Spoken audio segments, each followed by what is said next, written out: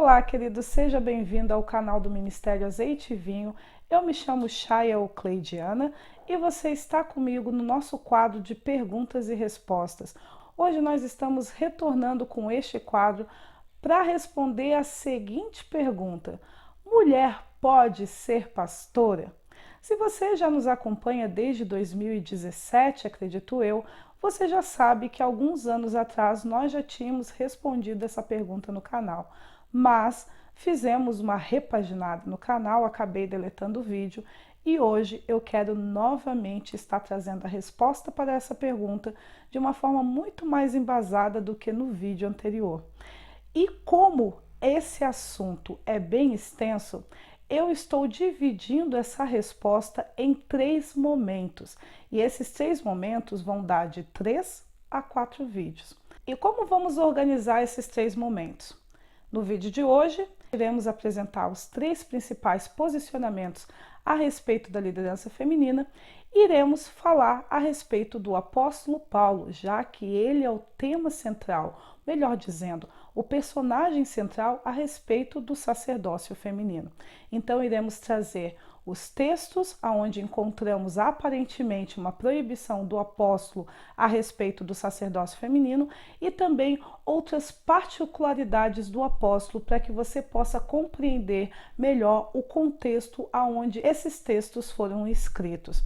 No segundo momento, então, que seria o nosso segundo vídeo, aparentemente, eu vou estar conversando com vocês a respeito da dinâmica da liderança divina, ou seja, como Deus organiza a sua liderança no reino. Então, nós iremos falar tanto da estrutura de liderança que ocorreu na primeira aliança por meio de Moisés, quanto da estrutura de liderança que ocorreu na segunda aliança por meio de Cristo e dos apóstolos e da igreja primitiva.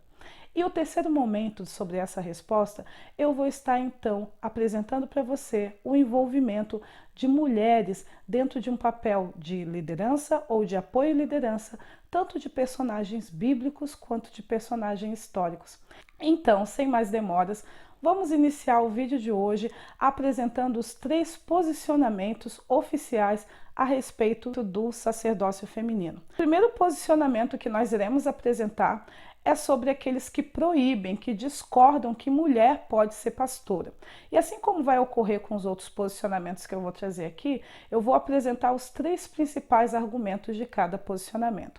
Então, a equipe do Ela Não, eles apresentam os 3 seguintes argumentos para se posicionarem contra o sacerdócio feminino. A equipe do Ela Não diz assim: primeiro, que os sacerdotes na época de Moisés eram todos homens. Segundo argumento, os apóstolos na época de Jesus eram todos homens. E terceiro argumento, o apóstolo Paulo proibia abertamente da mulher ensinar e exercer a autoridade como um homem. Então a equipe do Ela Não, eles apresentam outros argumentos, mas esses são os 3 principais. Agora vamos à equipe do Ela Sim, do Pode Sim, mulher pode ser pastora. O que eles apresentam? O primeiro argumento que a equipe do Ela Sim diz é que sacerdócio é uma função e não algo específico de um gênero. E o segundo argumento é que tanto o livro de Joel quanto o livro de Atos mostram abertamente que Deus também realiza suas obras junto de mulheres. E o terceiro e o último grande argumento da equipe do Pode Sim é que as diretrizes de Paulo para proibir a mulher do exercício do sacerdócio estava restrito a uma época específica dentro de um contexto específico. Então eles também citam o apóstolo Paulo, mas dizem que Paulo estava proibindo para aquela época, hoje não se aplica mais, ok? E o terceiro e último posicionamento é a equipe moderada, é a equipe do centrão. É o pessoal do depende. Depende da situação, a mulher pode exercer sacerdócio e dependendo da situação, ela não pode. A equipe do centrão, a equipe do moderado, eles concordam com a equipe do Pode Sim que o sacerdócio é uma função e não algo específico do gênero. Entretanto, eles compreendem que todas as mulheres podem evangelizar. mas a liderança sacerdotal é somente para as casadas, num papel de coliderança ou apoio ao ministério do marido. E referente ao apóstolo Paulo, eles dizem que Paulo também traz diretrizes para as mulheres. Então, na realidade, ele foi mal interpretado. Independente do seu posicionamento, né? Se você é da turma do ela não, se você é da turma do ela sim, se você é da turma do depende, pode, depende, não pode, você percebe aquilo que eu falei no início do nosso vídeo, que o apóstolo Paulo é a figura central da permissão ou da proibição do sacerdócio feminino. Então, aqueles que permitem dizem que Paulo falou por uma época específica, aqueles que não permitem dizem que Paulo estabeleceu isso para sempre, e aqueles que, depende do contexto, dá para incluir uma mulher, fala que na realidade ele foi mal interpretado. Mas será que isso é verdade? Será que Paulo realmente foi mal interpretado? Para começar a te responder isso, vamos aos dois textos principais que aborda a respeito da autoridade feminina. O que Paulo diz sobre a permissão da conduta da mulher dentro da reunião pública, dentro do templo, dentro da igreja, ok? O primeiro texto que eu quero trazer para você se encontra em 1 Coríntios 14, 34, 37, que diz assim: conservem-se as mulheres caladas na igreja, porque não lhe é permitido falar, mas estejam submissas como também a lei o determina. E presta atenção nessa expressão, a lei o determina. Se, porém, querem aprender alguma coisa, interroguem em casa o seu próprio marido, porque para a mulher é vergonhoso falar na igreja. Porventura, a palavra de Deus se originou no meio de vós? Ou veio ela exclusivamente para vocês? Se alguém se considera profeta ou espiritual, reconheça ser mandamento do Senhor o que vos escrevo. A primeira coisa que eu quero apontar para você nesse texto aqui é essa expressão de Paulo. Se alguém se considera profeta ou espiritual, reconheça que isso é um mandamento do Senhor. Por que Paulo citou a função do profeta? Porque diferente da visão de profeta que você possui, o profeta, dentro dos princípios do reino de Deus, é um legislador. Ele tem a função de manter a pureza do destino de Deus na vida das pessoas. O objetivo do ministério do profeta é mostrar para as pessoas qual é o caminho que Deus quer que elas andem e estabelecer na vida das pessoas de maneira individual ou coletiva as leis, as diretrizes de Deus. E é por causa disso que Paulo cita o ofício do profeta. Mas se você não acredita nisso, por causa de tanta coisa confusa que as pessoas acreditam no ministério do profeta, eu quero trazer para você dois textos que mostram claramente a função de legislador, de estabelecedor de leis que o profeta possui. O primeiro texto que eu quero trazer para você se encontra em 2 Reis 17, 13, que diz assim: o Senhor advertiu a Israel e a Judá por intermédio de todos os profetas e de todos os videntes, dizendo: voltai-vos dos vossos maus caminhos e guardai os meus mandamentos e os meus estatutos, segundo toda a lei que prescrevi a vossos pais e que vos enviei por intermédio dos meus servos, os profetas. Então aqui em 2 Reis você já percebe claramente que toda a lei de Deus, a diretriz de Deus, foi dada ao povo por meio dos profetas. Então os profetas eram legisladores, eram estabelecedores de leis. Eles tinham a função de preservar a justiça de forma pura na vida das pessoas, mostrando para elas o caminho que elas tinham que andar dentro de um propósito de exortação, consolo e edificação. O outro texto que eu quero trazer para você se encontra em Daniel 9:10, que diz assim: e não obedecemos à voz do Senhor, nosso Deus, para andarmos nas suas leis, que nos deu por intermédio de seus servos, os profetas. E era por causa dessa função de legislador que o profeta possui que Paulo disse assim: se há entre vós profeta ou espiritual, eu quero que essa pessoa reconheça que essa diretriz que eu estou dando para a igreja de Corinto é mandamento do Senhor. Então Paulo, ele entendia que era, mas ele queria ainda que um profeta reconhecesse isso. Por quê? Porque estava na posição do profeta reconhecer verdadeiro ou falso de uma diretriz que a pessoa estava estabelecendo sobre a igreja. Ficou claro isso, certo? E a gente ainda vai tratar nos nossos estudos paralelos sobre os ministérios, os sacerdotes. Não te preocupa que a gente está reativando o canal e você vai receber esse ensino em algum momento, belezinha? Mas vamos agora explicar o outro ponto aqui de 1 Coríntios 14 sobre o não falar. Será que Paulo realmente estava dizendo para as mulheres só respirarem dentro da igreja?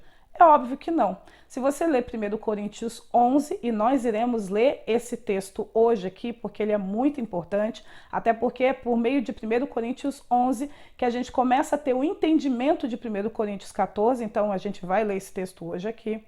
Você percebe que Paulo fala sobre a mulher orar e profetizar dentro da igreja. Então ele não está falando que este falar, que as mulheres não podem falar, que a voz dela não deve ser ouvida na congregação. Mas esse falar fica muito claro que está vinculado ao ensino e o aprendizado das escrituras, porque ele diz assim: se vocês querem saber a respeito de alguma coisa, interroguem os seus maridos em casa. Porque a palavra de Deus não veio apenas por vocês. Então ele não está falando assim, você tem permissão de orar, você tem permissão de profetizar, mas você não tem permissão para falar a respeito das escrituras, e isso é confirmado no outro texto dele lá de Timóteo, e você também não tem permissão de, na igreja, perguntar para aprender a respeito das escrituras. Então é esse falar que ele está dizendo, é nesse sentido que a mulher deveria ficar calada. E isso parece um pouco forte, não é mesmo? Só que tem um segredo aqui nesse texto de Paulo, que Paulo diz que o motivo pelo qual ele está estabelecendo esse mandamento na igreja de Corinto é porque a lei já determinava que as mulheres permanecessem caladas. E aí, querido, para você saber se esse princípio, né, de Paulo se aplica à sua vida ou às mulheres de uma maneira geral, é importante que você descubra qual lei é essa. E é esse ponto que eu vou começar a abordar com você a partir de agora. Para você entender de qual lei nós estamos falando, é necessário que você compreenda como funcionava o sistema de culto, de ensino, de adoração para os judeus, desde a época de Moisés até a época de Jesus, que é mais ou menos a época também do apóstolo Paulo, certo? Para você poder compreender a origem dessa lei. Então, vamos nos lembrar? O sistema de culto começou a ficar mais claro para o povo de Israel a partir de Moisés, certo? Com a construção da tenda do tabernáculo, aonde ficava a arca, aonde os sacrifícios eram realizados diante dela, aonde as assembleias, as reuniões, as diretrizes do povo também eram dadas diante dela, e onde o sacerdote, uma vez por ano, o sumo sacerdote, uma vez por ano, adentrava nos santos dos santos.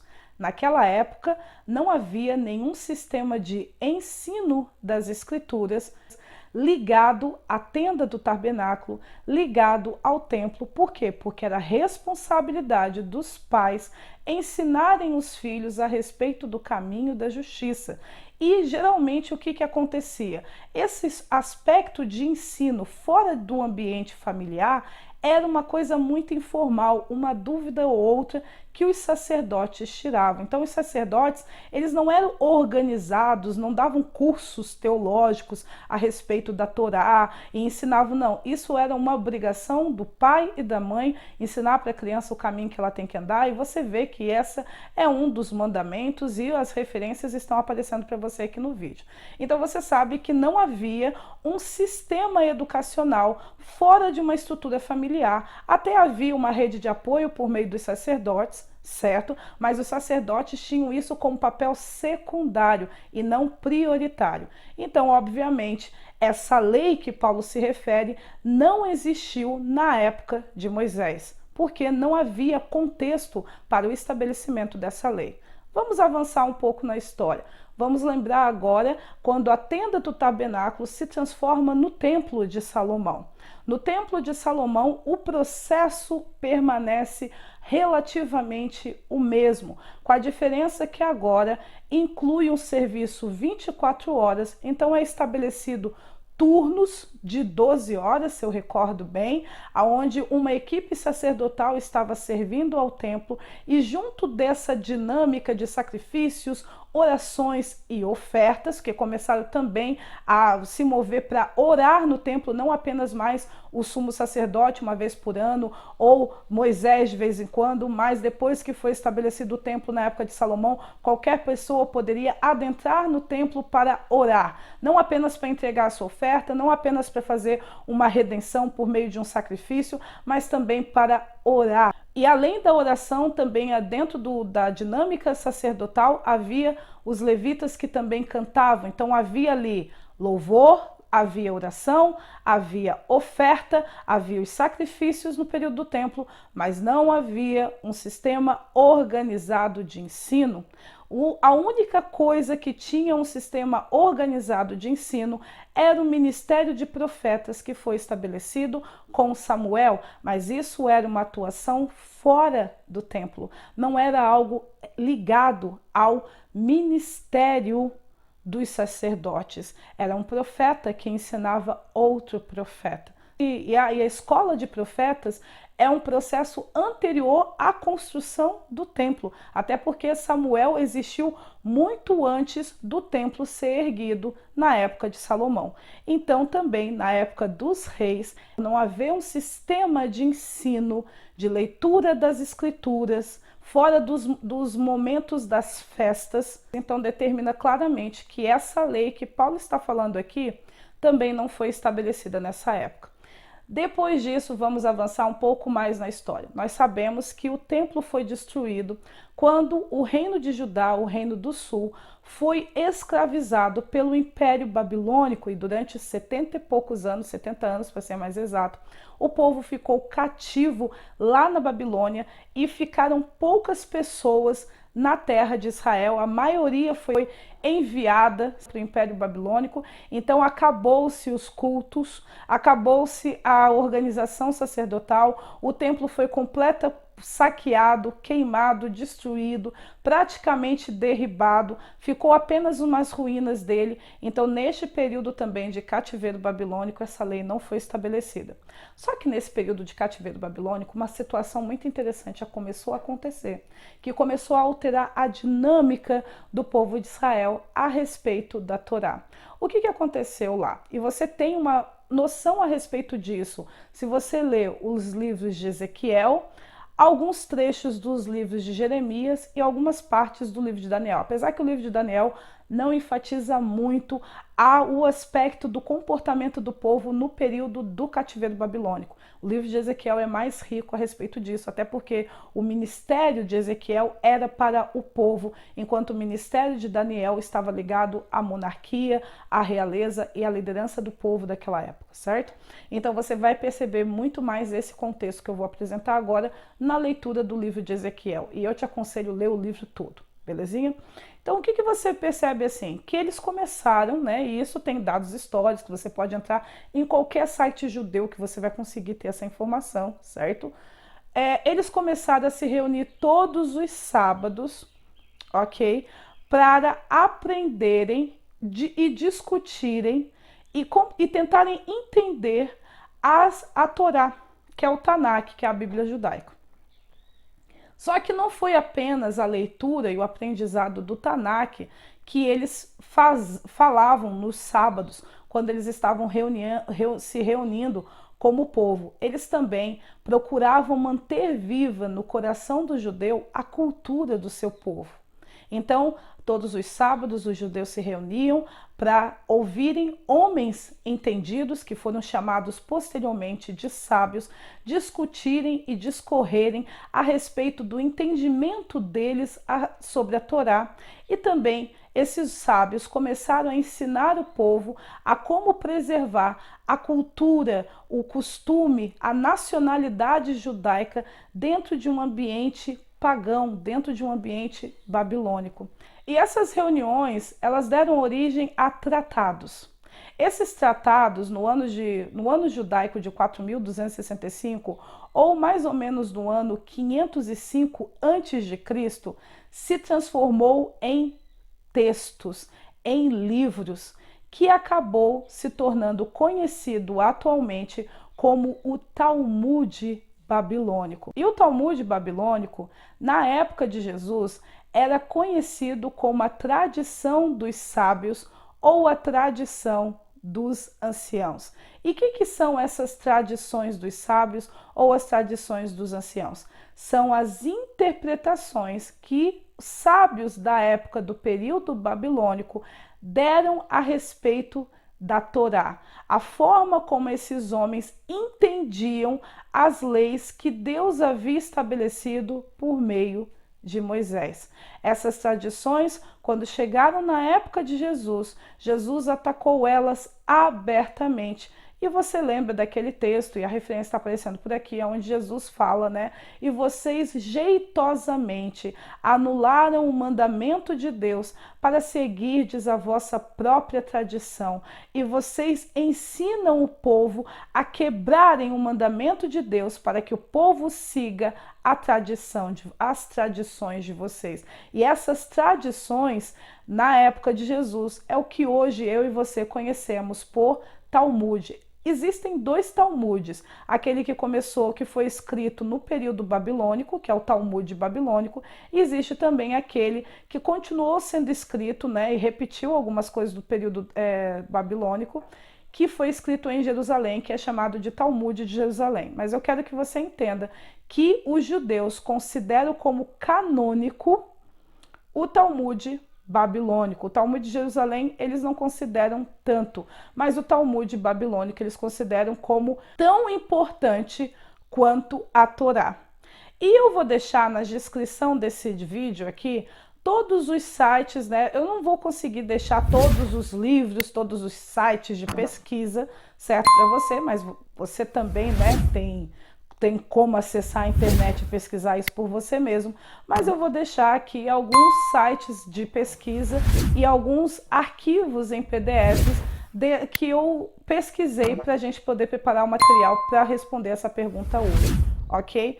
E um deles é o site judaico Moracha, onde eles falam abertamente que o Talmud babilônico ele se tornou a expressão máxima de autoridade para os judeus. Eu vou até ler o trecho, certo, dessa informação aqui, e você pode ler completamente sobre esse assunto quando você clicar no link que eu vou deixar na descrição, ok? Lá no site Moracha, eles falam assim: o Talmud babilônico foi aceito pelo povo judeu como autoridade máxima e suprema em todas as questões sobre a religião e a lei judaica. Presta atenção nessa parte.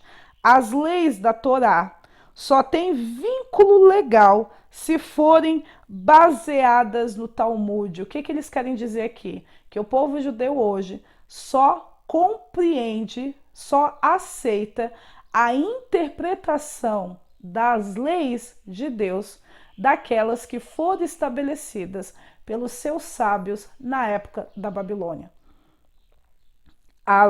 As leis da Torá só têm vínculo legal, ou seja, eles só consideram como uma expressão máxima da vontade de Deus, somente daquelas leis aonde os sábios babilônicos concordavam e apoiavam. Então você percebe muito claro que o Talmud ele tomou no coração do povo judeu uma importância muito maior do que a própria palavra de Deus, do que a própria lei que Deus estabeleceu. E isso já era assim na época de Jesus e obviamente também já era assim na época do apóstolo Paulo. Então, quando o povo retornou do exílio babilônico para a terra que depois, posteriormente, começou a ser chamada de Judéia, o povo quis continuar com essa prática de ensino e estudo da Torá, de discussões a respeito da lei. E aí, para continuar com essa prática que eles adquiriram no período do exílio babilônico, eles começaram a construir sinagogas. Existia na época de Jesus já, né, sinagogas espalhadas por toda a terra de Israel. Então, como é que você pode entender o funcionamento de culto na época de Jesus? Havia o templo central em Jerusalém, e o templo era apenas um, e em cada lugar que havia 10 homens, tinha que ser homem adulto, eles formavam o quórum. E o quórum dava origem ao minyan, que era um grupo de pessoas que se reuniam para ler e estudar e aprender e ensinar a respeito da Torá, do Tanakh, da Bíblia judaica.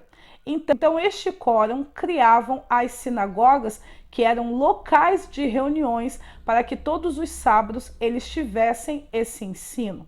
Então, havia na época de Jesus 2 tipos de templo: o templo central de Jerusalém e o templo das sinagogas. No templo de Jerusalém continuava os mesmos ritos e os mesmos comportamentos, pelo menos, né, aparentemente os mesmos ritos e os mesmos comportamentos desde a época dos reis. Então lá o pessoal fazia as orações, trazia as ofertas, lá o pessoal fazia os sacrifícios, exatamente igual.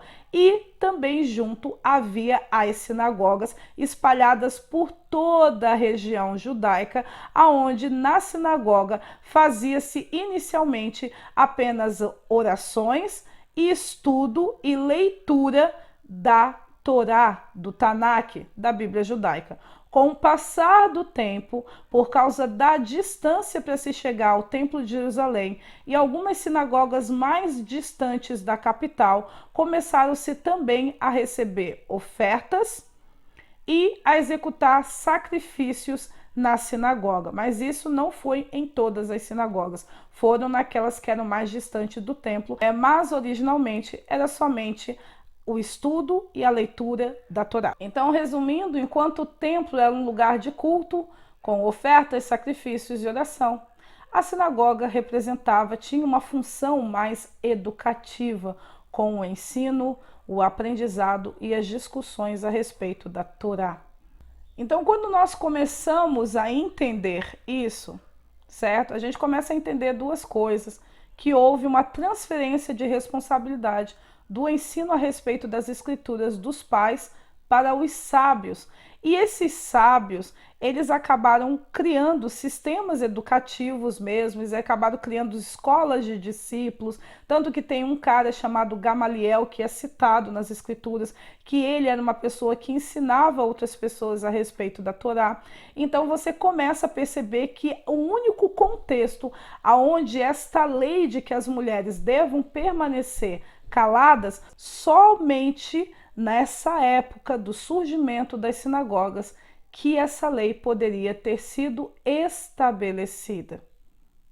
Fora desse contexto das sinagogas, não houve nenhum momento da história onde a educação dos ensinos e dos princípios da justiça tivessem saído do ambiente familiar. Foi a partir do exílio da Babilônia que começou a surgir. Então, se o templo que Deus permitiu que Davi quisesse iniciar o projeto e que o seu filho Salomão terminou esse projeto e que ele ordenou, né, depois do exílio, por meio de Zacarias, Zorobabel, Esdras e Neemias, a reconstrução desse templo, ele não estabeleceu nenhuma lei que proibia as mulheres de aprenderem as escrituras e ensinarem as escrituras, a gente já consegue entender que essa lei que Paulo está citando,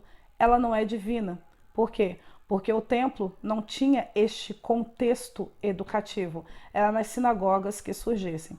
Mas aí você que é da turma do pode sim, que acredita que na realidade essa orientação que Paulo deu servia para diretrizes específicas e para uma situação específica, e tem alguns da equipe do Pode Sim que eu já ouvi, não vou citar os nomes das pessoas aqui, obviamente, mas você tem o YouTube, você pode pesquisar, você vai ver que eles dizem que na realidade essa lei que Paulo está citando é baseada na cultura da época de Corinto.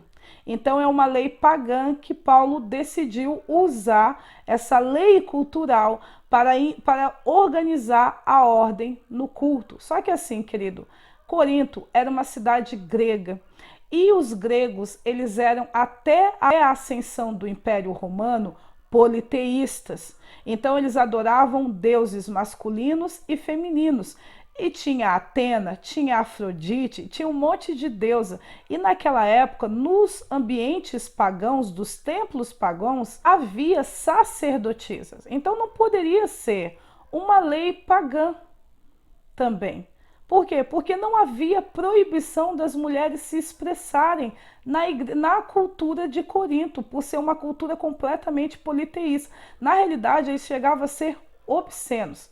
Então, se não é uma lei divina, se não é uma lei pagã, qual lei é essa que Paulo estabeleceu? Então, agora, eu vou dizer para você a origem dessa lei. Essa lei se encontra na tradição dos anciãos, no Tratado dos Sábios, que hoje você conhece por Talmud babilônico.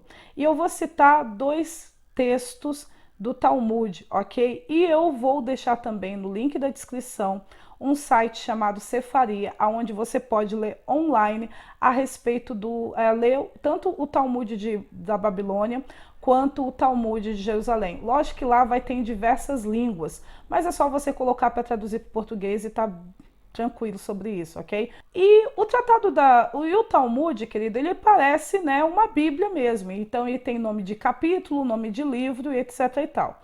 E o primeiro que eu quero ler aqui é Megila ou Megilá, capítulo 23a, trecho 11, ou versículo 11, que diz assim: os sábios ensinaram em Tosefat.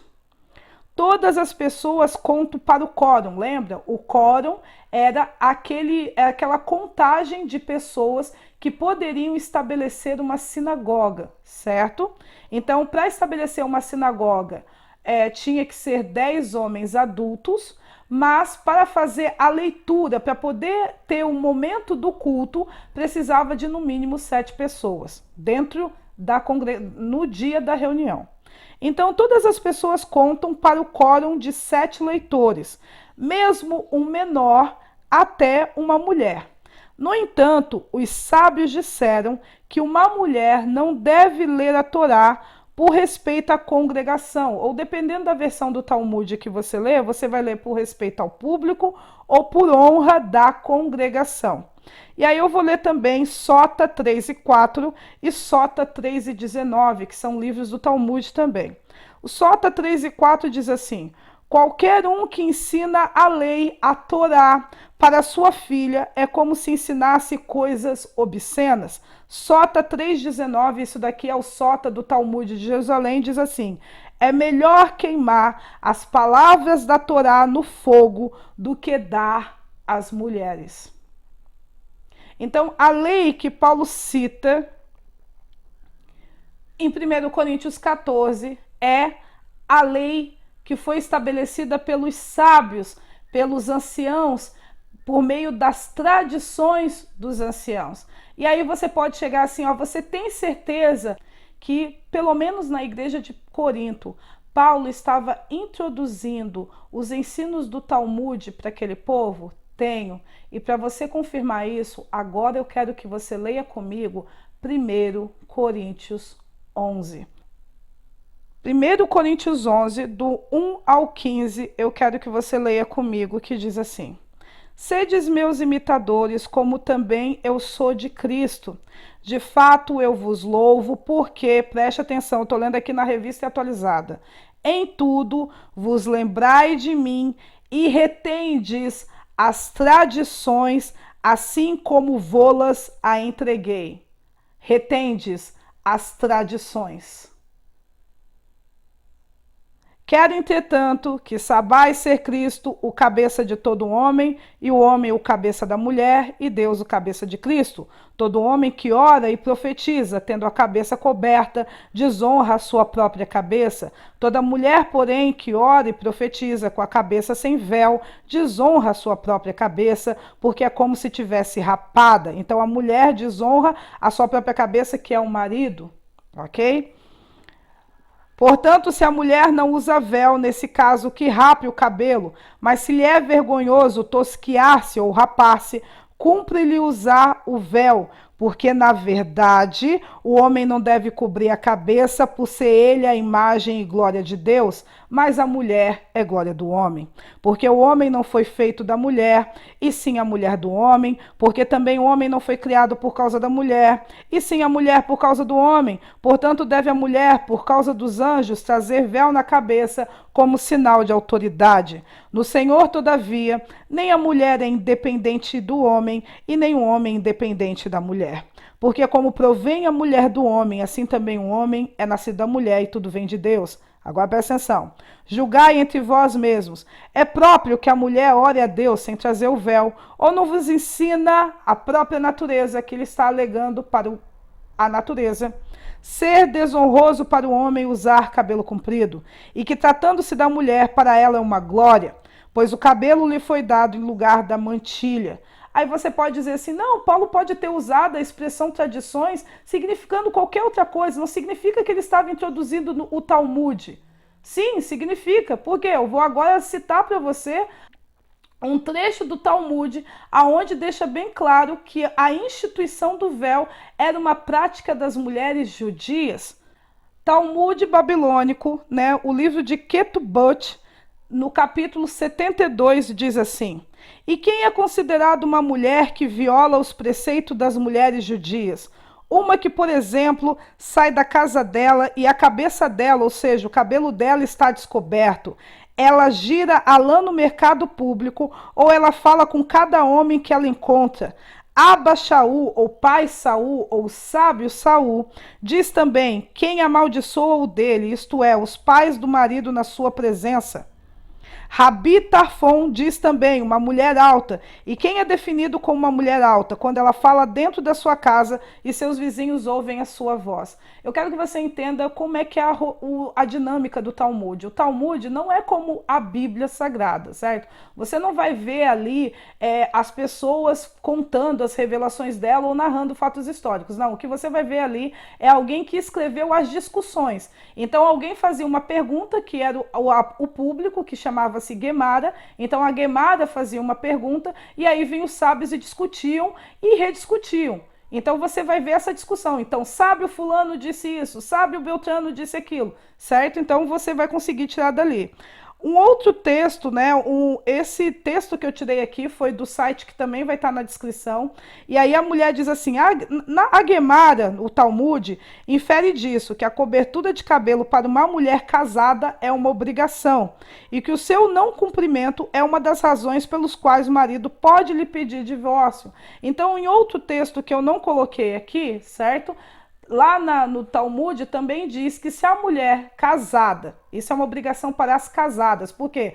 Porque e Paulo deixa bem claro que dá a entender que ele está falando não é de qualquer mulher. Ele está falando da casada, por quê? Porque o cabeça do marido, o cabeça da mulher é o marido. Então, se ela ora sem véu, ela está desonrando a própria cabeça dela, que é o marido. Por quê? Porque era símbolo da mulher casada. E assim que eles diferenciavam uma mulher casada de uma mulher solteira, a mulher casada usava o véu e a mulher solteira não usava o véu. Então Paulo entendia que se a mulher chegasse, saísse da casa dela e fosse até a reunião pública sem véu, ela estava desonrando o marido, desonrando a autoridade do marido.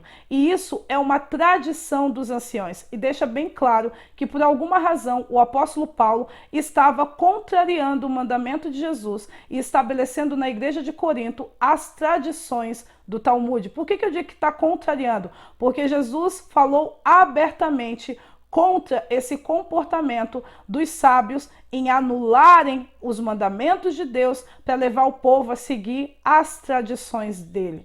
E aí ao ponto que Paulo cita, você não sabe que na sua própria natureza é desonroso o homem ter cabelo comprido? E homem com cabelo comprido, querido, é um processo cultural. Se você olhar lá na época dos reis, o filho de Davi, Absalão, ele cortava o cabelo uma vez por ano. O cabelo dele era gigante. Então, naquela época, não era vergonhoso homem ter cabelo comprido. Mas na época do apóstolo Paulo, isso já se tornou vergonhoso, que era uma questão de cultura. Da mesma maneira, quando você estuda sobre o véu nas escrituras, é completamente cultural. Havia época em que as mulheres usavam véus, havia outra época que as mulheres não usavam véu, tinha momento que o véu era só para cobrir os cabelos, tinha outro período que o véu cobria até o rosto, então era muito da cultura. Entretanto, os sábios, na época do exílio babilônico e até o tempo do apóstolo Paulo,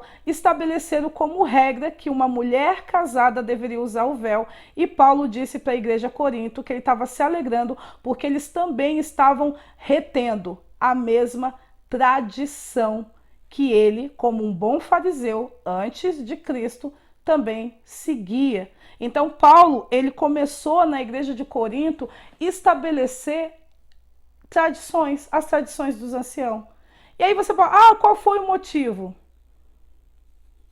Nós não estamos nessa época e a gente nem vai entrar no mérito. Eu tenho, né, uma opinião a respeito do porquê o apóstolo Paulo fez isso. Entretanto, o objetivo daqui não é ficar discernindo a respeito do porquê e para que Paulo fez isso, mas é apresentar para você a origem dessa lei, que era a tradição dos anciões. Então, essa proibição que Paulo estabeleceu aqui, ela não é bíblica, né, no sentido de que ela é bíblica porque ele escreveu, está na Bíblia, ok? Mas ela não é divina, ela não é uma ordenança de Deus, ela não é um mandamento do Senhor, é uma tradição dos sábios que ele estabeleceu na igreja de Corinto. O porquê, ele com certeza já se ajeitou com Deus a respeito de quebrar o mandamento de seu filho. Mas isso não importa para nós, o que importa é que não é de Deus essa ordenança. E o outro texto que eu quero falar com vocês também, para a gente encerrar o vídeo de hoje, é 1 Timóteo 2, 11 e 15, onde Paulo também enfatiza um pouco mais isso. E aqui eu quero que você perceba o contexto, né, desse texto aqui. Qual é o contexto? Essa é uma carta particular de instrução de um discipulador para o seu discípulo. Esse é o primeiro contexto, ok? O segundo contexto, na leitura, você vai perceber. A mulher aprenda em silêncio com toda sujeição, e não permito que a mulher ensine e nem exerça autoridade de homem, esteja, porém, em silêncio. Porque primeiro foi formado Adão e depois Eva. E Adão não foi iludido, mas a mulher, sendo enganada, caiu em transgressão. Todavia será salva através da sua missão de mãe, se ela permanecer em fé, amor e santificação e com bom senso. Qual é o segundo contexto que eu quero que você entenda nessa frase aqui, nesse texto? É que Paulo falou na primeira pessoa. Paulo não disse para Timóteo que era Deus que não permitia que a mulher ensinasse e exercesse autoridade de homem, certo? E depois eu vou explicar o que significa essa autoridade de homem. Mas você vê claramente no texto é que eu não permito. Então você vê claramente aqui que Paulo está falando na primeira pessoa. É ele que não permite. Ele, o Paulo. Não é Deus quem não permite, até porque isso é muito claro, e a gente vai falar isso no segundo vídeo. O próprio Paulo prendia homens e mulheres que pregavam a respeito do reino de Deus, antes dele se converter. Mas ele, em algum momento da vida dele, Paulo começou a ficar incomodado com essa liberdade que as mulheres possuíam no reino de Deus. E por que eu digo que foi em algum momento? Porque se você ler as outras cartas de Paulo, né, você percebe que ele não tinha nenhum problema com isso, mas em um dado momento ele começou a mudar o discurso dele da forma como a mulher deveria se comportar na igreja. Em algum momento, eu acredito que isso foi no final do ministério dele, certo? Né? No final do ministério dele, ele começou a mudar esse comportamento. E aqui ele deixa bem claro para Timóteo, eu não permito.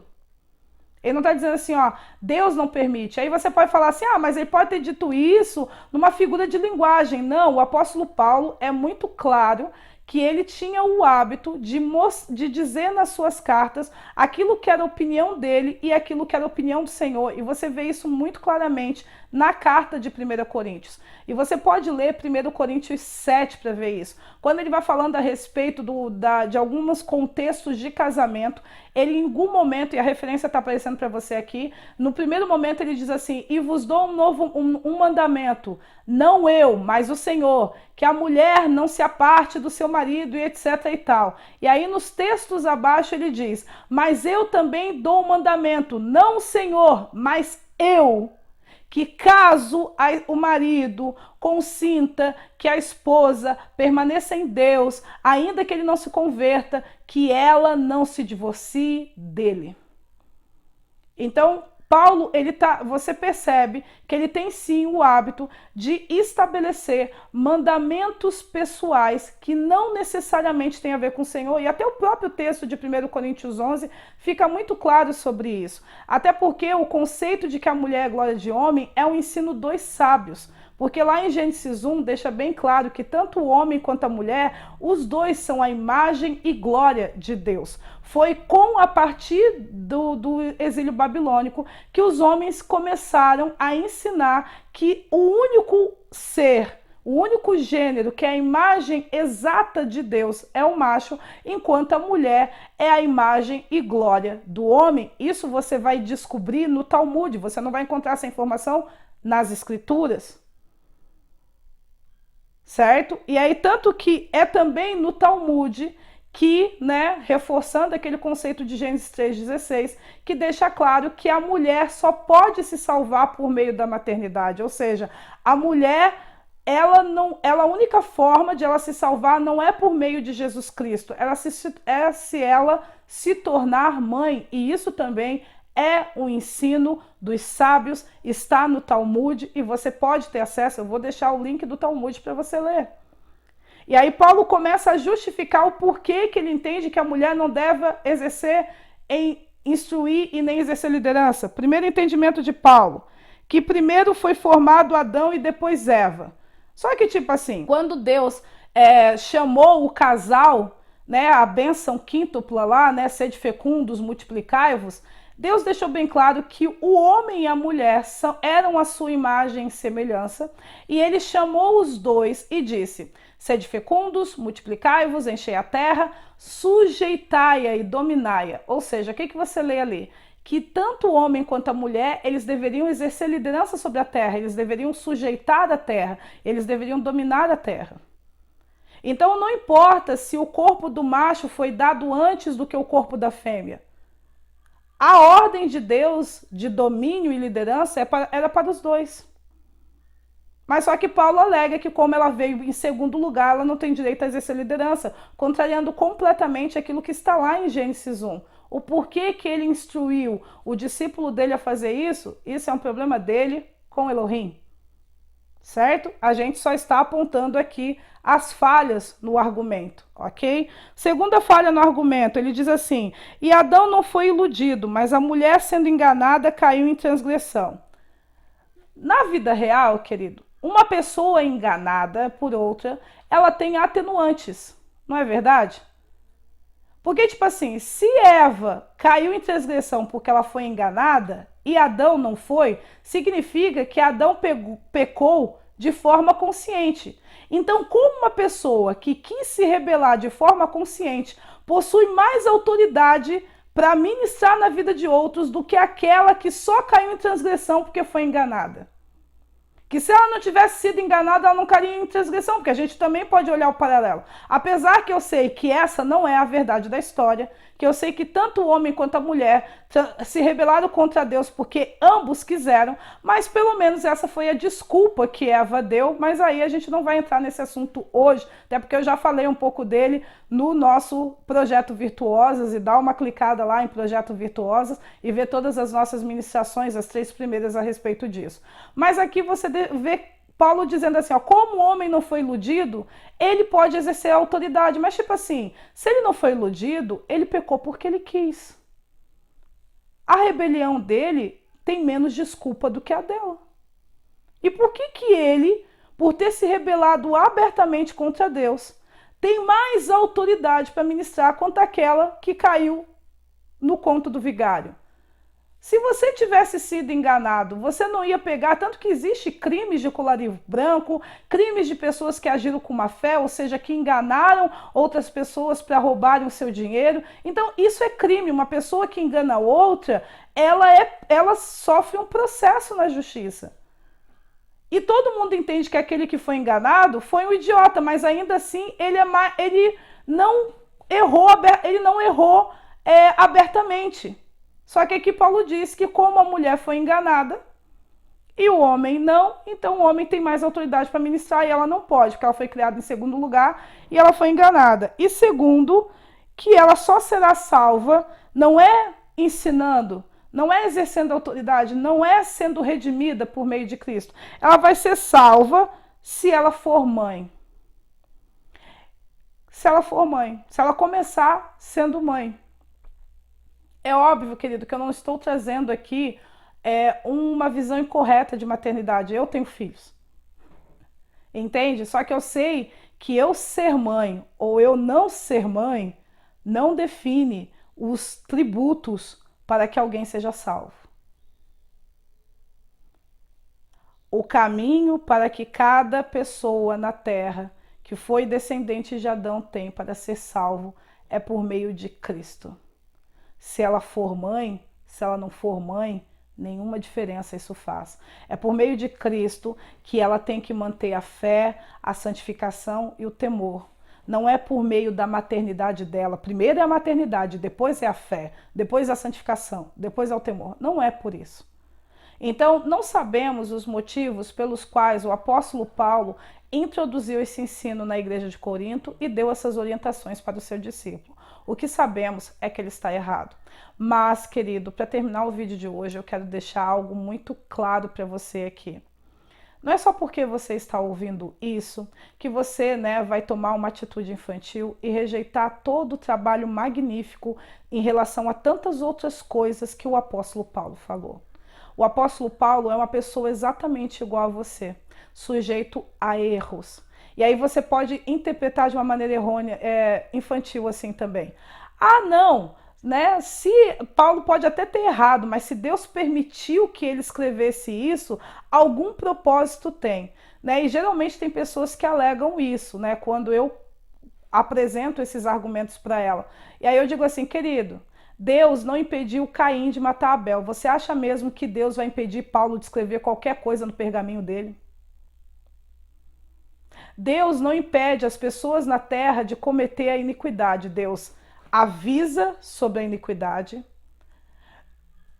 chama a atenção da pessoa para que ela não cometa a iniquidade, pune ela pela iniquidade que ela comete, mas ele não impede a pessoa de cometer.